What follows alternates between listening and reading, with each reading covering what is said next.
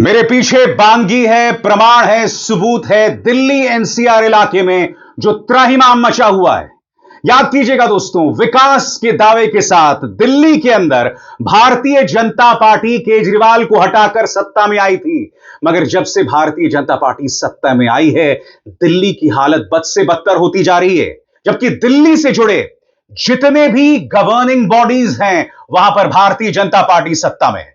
केंद्र में भाजपा, राज्य में भाजपा, एमसीडी, एनडीएमसी, सब जगह भाजपा का दबदबा। मगर आपके पीछे आप देख सकते हैं दिल्ली की क्या हालात हैं। और यहां पर सिर्फ दिल्ली की हालात नहीं है दोस्तों, गुरुग्राम जो कि हरियाणा में है, जहां भाजपा की सरकार है, नोएडा और गाजियाबाद जहां पर भारतीय जनता पार्टी सरकार में है, उत्तर प्रदेश में, वहां पर भी हालात बद से बदतर हैं।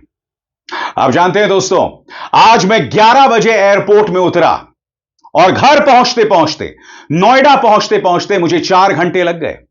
अमूमन 1 घंटे सवा घंटे से ज्यादा का वक्त नहीं लगता है, आज 4 घंटे लग गए। मगर मेरी किस्मत थी क्योंकि मेरा ड्राइवर स्मार्ट था। वो गाड़ी को पालम विलेज ले गया और न जाने कहां से घुमा फिरा के उसने मुझे नोएडा पहुंचा दिया। मगर सोचिए, न जाने कितने लोगों की फ्लाइट्स मिस हो गई होंगी, कितने एम्बुलेंसेस के अंदर लोगों ने दम तोड़ दिया होगा। जी हां, मैं पूरी जिम्मेदारी के साथ कह रहा हूं, एम्बुलेंसेस में बीमार लोग थे और इस पानी की वजह से न जाने कितने लोगों को नुकसान हुआ होगा। और मैं ऐसा क्यों कह रहा हूं? क्योंकि याद कीजिएगा दोस्तों, उत्तराखंड में जिस तरह से बादल फटा और बाढ़ आई, कई लोगों की मौत हुई है, मगर मृतकों का एक भी आंकड़ा आपके सामने नहीं आया है। यही है भारतीय जनता पार्टी के स्टाइल का सुशासन। और आज मैं कुछ कहने नहीं वाला हूं दोस्तों, आपके सामने सिर्फ तस्वीरें पेश करूंगा एक एक करके, दिल्ली, गुरुग्राम और गाजियाबाद की, और आप देखेंगे सुशासन की तस्वीर आपके सामने। सबसे पहले दोस्तों, मैं आपको दिखा रहा हूं दिल्ली का मोती बाग। देखिए क्या हालात हैं यहां पर। ऐसा लगता है कि साहब वेनिस जो है उसका नजारा हम देख रहे हैं यहां पर। जी हां, आपको विदेश जाने की जरूरत नहीं है, मोती बाग आ जाइए। यहां पर आप देख सकते हैं क्या हालात बने हुए हैं।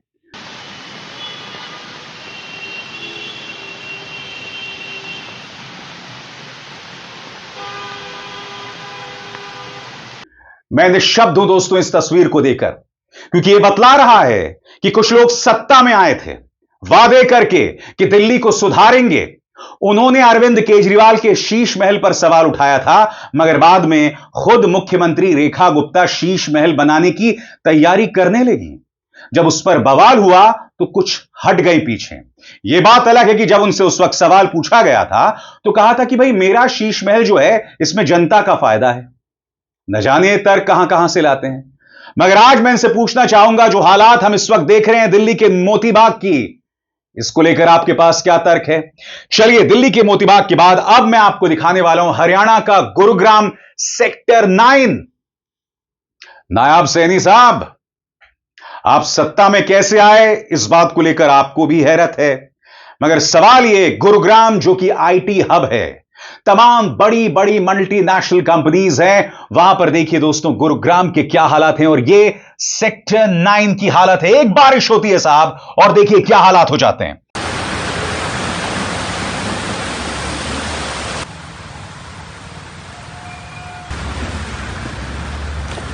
हाँ, ये बसई जज्जर का रोड है जी। अच्छा। हाँ, यहाँ 10-12 साल से इसी पानी भरा होता है।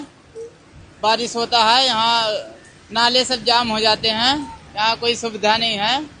ये तो झज्जर से जुड़ने वाला है। हर साल यही, जब भी पानी भरता है पूरा भर जाता है, आने जाने में इतनी दिक्कत होता है। थोड़ी सी बरसात में भी? हाँ, थोड़ी सी बरसात है पानी भर जाता है। कोई एक्सीडेंट भी होते हैं इसमें? एक दिन गाड़ी उड़ी फंस जाते हैं, कहीं गड्ढा है, कहीं वो सीवर का पाइप खुला रहता है। तो मतलब हालत खराब ही है इस रोड की। बिल्कुल बुरा हाल है।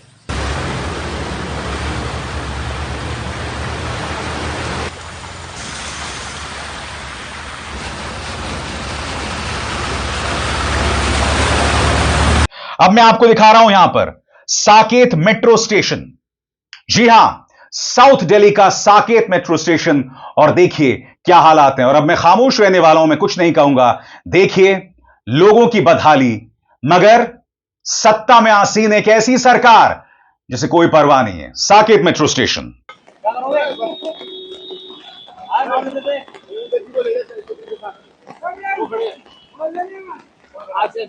तो यहाँ पे मेट्रो का बुरा हाल है। मेट्रो ये सदरजंग रोड है, वेस्टर्न मार्ग है ये, और यहाँ पे काउंसलर ने और विधायक ने सारा टेंडर के पैसे खा लिए इस रोड का। और जैसे मैंने बताया दोस्तों, उत्तर प्रदेश भी बहुत ज्यादा दूर नहीं था। अब मैं आपको दिखाने वाला हूं नोएडा, वो नोएडा जहां बड़े बड़े न्यूज चैनल्स हैं मगर उनके मुंह से उफ तक नहीं निकलती। सेक्टर 62 नोएडा, यहां पर भी कई न्यूज चैनल्स हैं, मगर क्या ये तस्वीरें आपने वहां देखी? देखिए नोएडा 62 सेक्टर के क्या हालात हैं। सेक्टर 15 फिल्म सिटी में न्यूज चैनल्स हैं, मगर साहब मजाल है इनका कोई भी रिपोर्टर इस पानी में उतरकर इसको आईना दिखाएगा।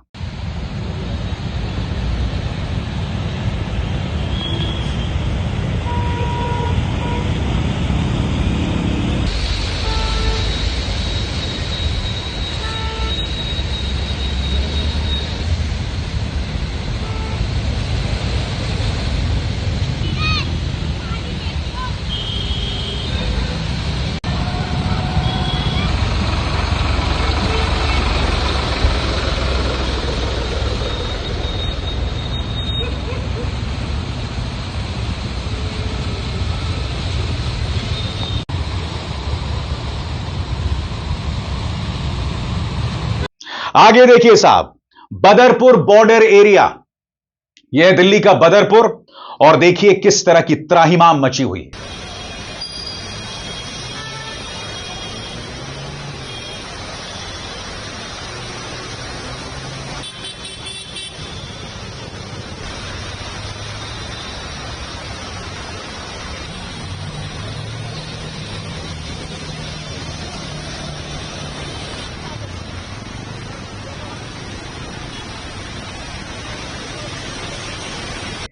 दिल्ली के बदरपुर के बाद अब मैं आपको दिखाने वाला हूं मेहरौली बदरपुर रोड, जो कि सटा हुआ है बदरपुर बॉर्डर के साथ, और यहां पर आप देख सकते हैं हालात कितने बदतर बने हुए हैं।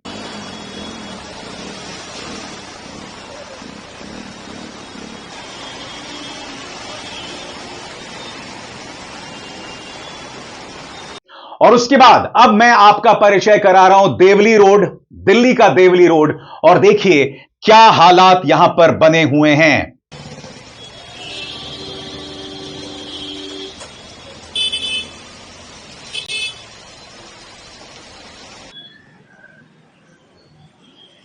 पूरा घुटना स्कूटर डूब गया। मैं धक्का दे के आ रहा हूँ बांध से। बांध पे नाला ऐसे लग रहा है जैसे पता नहीं क्या कुछ सरकारी नहीं है, क्या नहीं है। हैं? मान लो साहब अपने अपने घर में वीआईपी एरिया में बैठे हुए हैं, इनको देखना चाहिए ना। यहाँ पे पब्लिक मर रही है, पब्लिक मर रही है बुरी तरह से। इतना पानी हिल गया हूँ मैं, बताओ आप। 1 घंटे के बाद ये देखो कितनी नदी सी हो रही है। प्रशासन को जागना चाहिए, जागना चाहिए जी, बिल्कुल।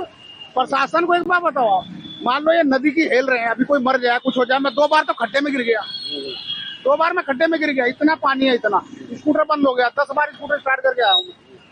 खामा खा बेवकूफ बना रखा पब्लिक को। अब मैं आपको लेकर चलना चाहता हूं उत्तर प्रदेश, गौशाला अंडरपास। आइए क्या नजारा है खुद ही देखा जाए।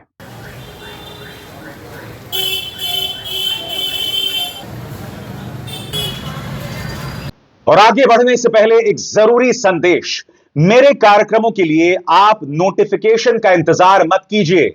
मेरे चैनल में जाइए और खुद जाकर कार्यक्रम देखिए और रहिए अपडेटेड। और हां, ज्वाइन कीजिए मेरा चैनल। देखिए यह जरूरी संदेश। स्वतंत्र और आजाद पत्रकारिता का समर्थन कीजिए, सच में मेरा साथी बनिए। बहुत आसान है दोस्तों, इस ज्वाइन बटन को दबाइए और आपके सामने आएंगे ये 3 विकल्प, इनमें से एक चुनिए और सच के इस सफर में मेरा साथी बनिए।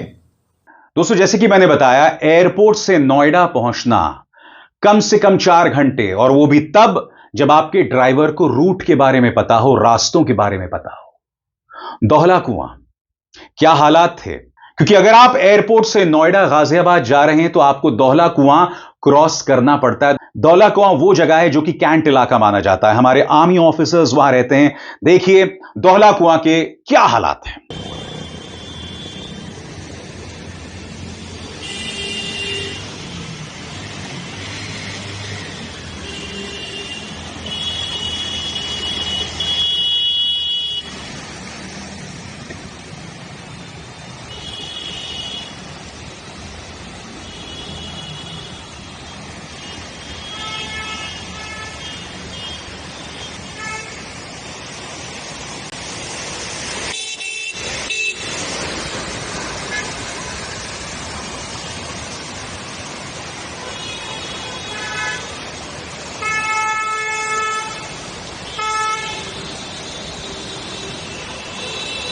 और हां दोस्तों, उत्तर प्रदेश का लखनऊ बहुत ज्यादा दूर नहीं था। एक बारिश पड़ी और देखिए कल रात क्या हालात थे।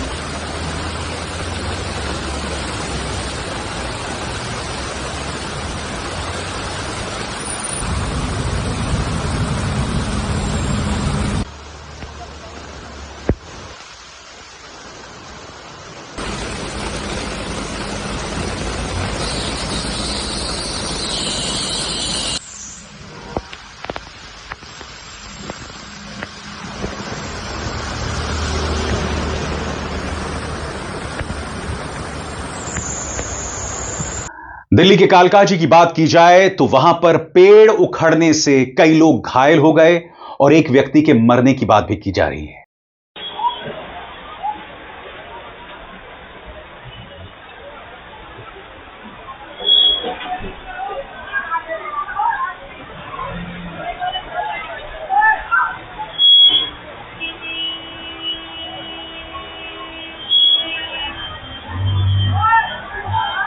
दिल्ली की पूर्व मुख्यमंत्री आतिशी मरलेना ने इस पर करारा प्रहार किया है। क्या कह रही हैं आतिशी, आइए सुनते हैं। आज सुबह कालकाजी के हंसराज सेठी मार्ग पे बारिश की वजह से एक पेड़ गिर गया, एक व्यक्ति की मौत हो गई। उनकी बेटी अभी एम्स अस्पताल में अपनी जान के लिए लड़ रही है। इस बारिश में होने वाली ये पहली मौत नहीं है। राखी के दिन 9 लोगों की मौत हो गई क्योंकि वाटर लॉगिंग की वजह से एक दीवार गिर गई। हर बार दिल्ली में बरसात हुई है, लोगों की मौत हो रही है। हर बरसात में दिल्ली झील बन गई है, लोग नाव चला रहे हैं, स्विमिंग कर रहे हैं। ये फेलियर है भारतीय जनता पार्टी की 4 इंजन की सरकार का, ये फेलियर है पीडब्ल्यूडी विभाग का। और हमने मांग करी है कि रेखा गुप्ता जी जो मुख्यमंत्री हैं, तुरंत प्रभाव से अपने कैबिनेट से प्रवेश वर्मा जी को बर्खास्त करें। किसी को तो इन जिंदगियों की जिम्मेदारी लेनी होगी। उस परिवार का क्या होगा जिसका मुखिया आज एक पेड़ के नीचे आकर बुरी तरह से दब के मर गया? उन लोगों का क्या होगा जिनकी राखी के दिन मौत हो गई? प्रवेश वर्मा जी बतौर पीडब्ल्यूडी मंत्री जिम्मेदार हैं और रेखा गुप्ता जी को उनको कैबिनेट से बर्खास्त करना होगा।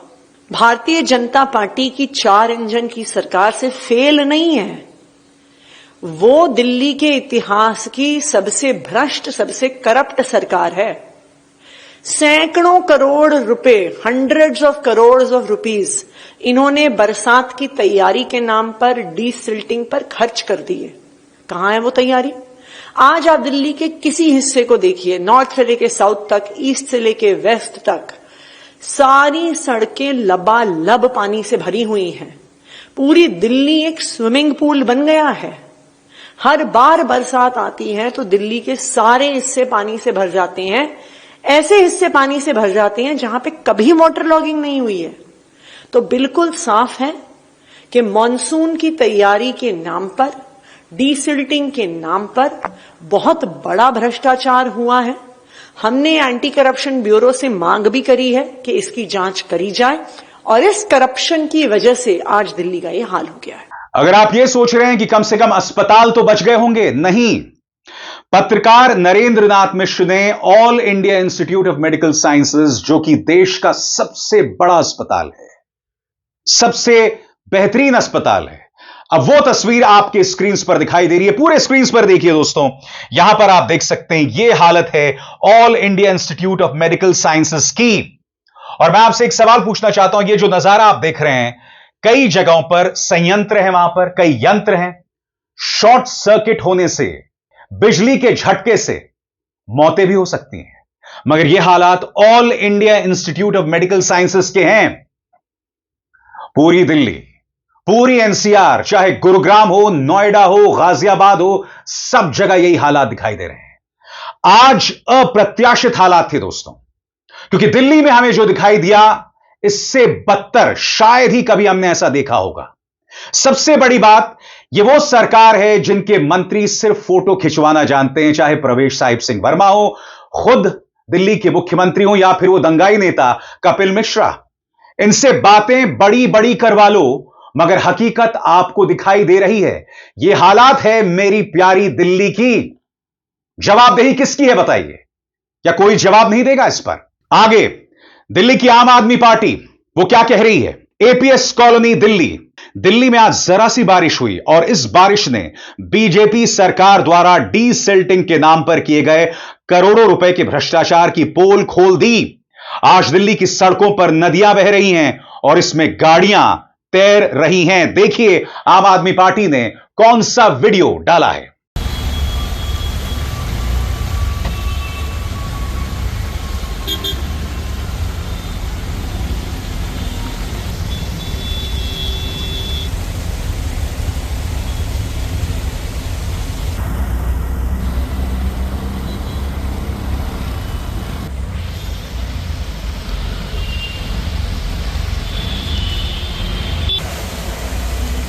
तो साफ तौर पर यहां पर आम आदमी पार्टी भ्रष्टाचार को लेकर सवाल उठा रही है, मगर यह संगोल राज की सरकार है दोस्तों। इनसे सवाल नहीं किया जा सकता, इनकी कोई जवाबदेही नहीं है। मैं चाहे ये करूं, मैं चाहे वो करूं, मेरी मर्जी।